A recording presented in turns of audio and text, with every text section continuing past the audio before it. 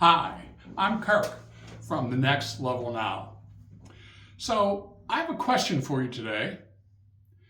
When you're speaking, do people really, truly hear you, or do they just hear words?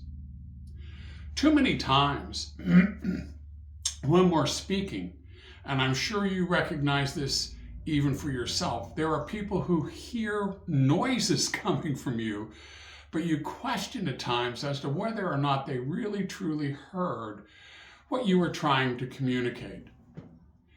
Which leads to the question, what is communication?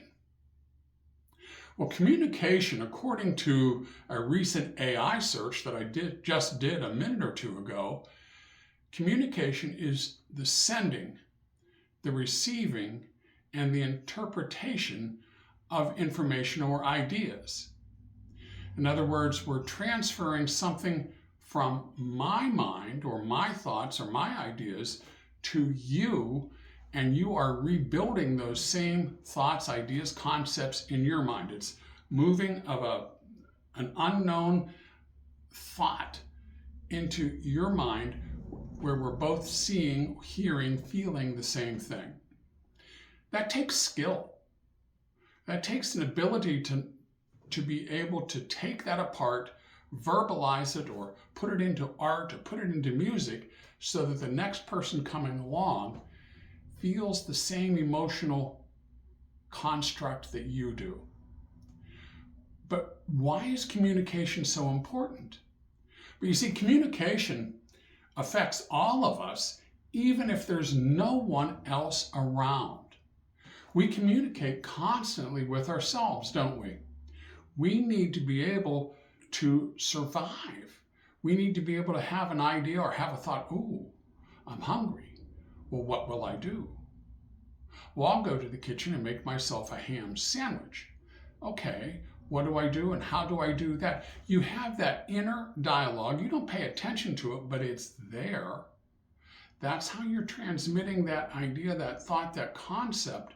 You're listening to it, hearing it, and you're making it a reality. And because of your ability to do that, you're able to improve the quality of your life. But communication, more often than not, we think about it in communicating from one sentient being to another, whether it's one person to one person or one person to a group of people. And why is communication there so important? Well, it allows for collaboration. Sometimes doing something may have or require rather a skill that you don't have. Maybe I don't know how to butter that slice of bread, so I have to be able to communicate to someone that I need help with this. Collaboration, where we're all coming together with the same goal in mind, but we're working together as a team. But along with that comes motivation. You have to be able to communicate what we're looking to accomplish, why it's so important in such a fashion that everyone in your group, whether it's a single person or a bunch of people, gets excited to do it. And sometimes we just need to have that motivation just to get the goal achieved, and that self-fulfillment that comes with that. And we need to be able to communicate that.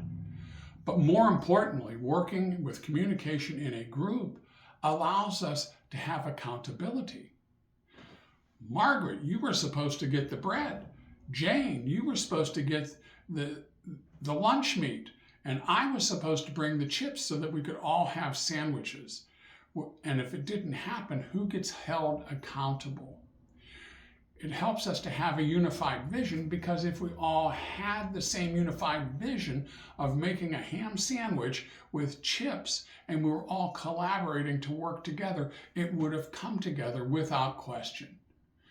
And a side effect of all of that is that we get to build connections. And as human beings, we were meant to be connected. We were not meant to go through this world alone. We need that connection, and communication is the key to having those great connections. Now, communication is a two-way street if you think about it.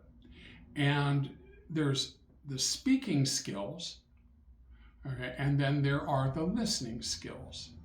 You have to have someone be able to speak, and you have to have someone be able to hear it.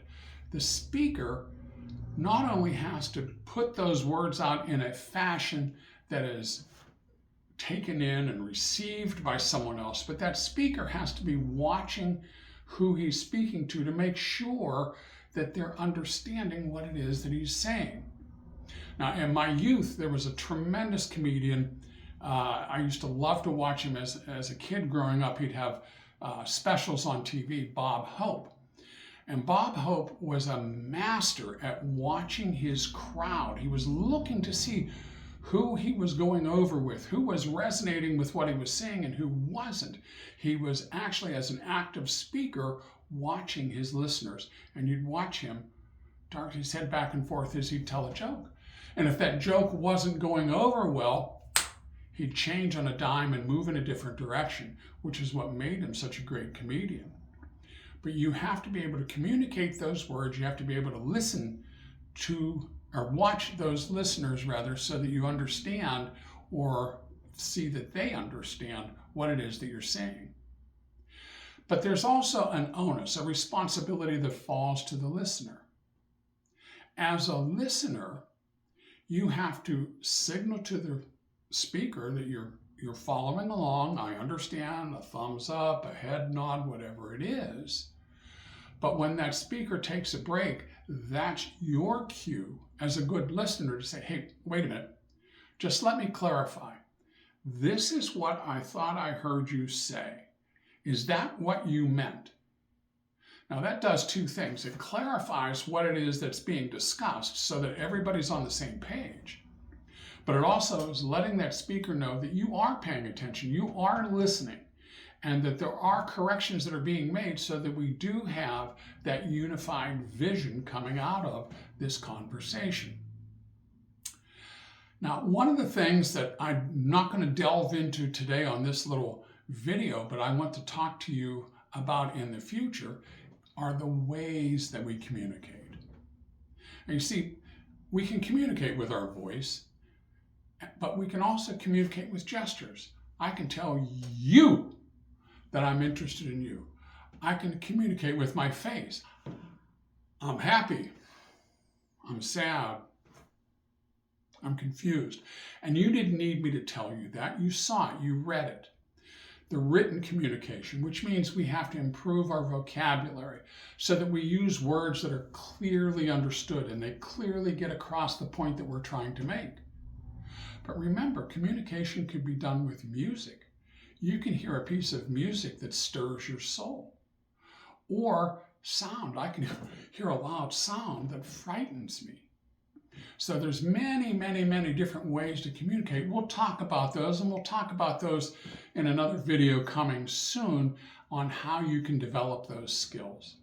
But if you'd like to learn more about this, please go to www.thenextlevelnow.org, thenextlevelnow.org, and check out the courses that we have on there on communication, on leadership. We can certainly help you. You can email me at bacdoc.kw@gmail.com and ask me directly what I can do to help you improve your communication or your team's communication skills.